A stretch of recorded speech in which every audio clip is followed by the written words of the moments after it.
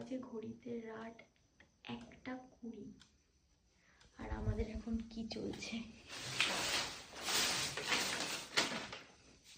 আমাদের এই ঘরের হালাতটা ঠিক এখন এরকম অবস্থা। এটা বেডরুমের এখানেই একটা সাইকেল রেখেছে। এই যে সব এখন আমাদের ঘরের হালাত খুব খারাপ।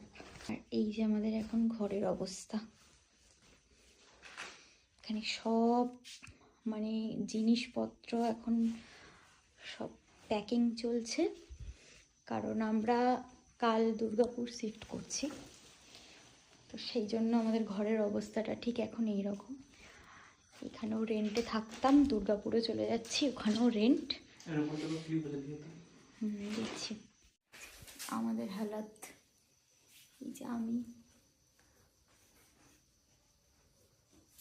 রাতে চোখে ঘুম নেই, আর আমরা এখন এরকম প্যাকিং করছি, কারণ কালকে সকাল সকাল বেরোনো আমাদের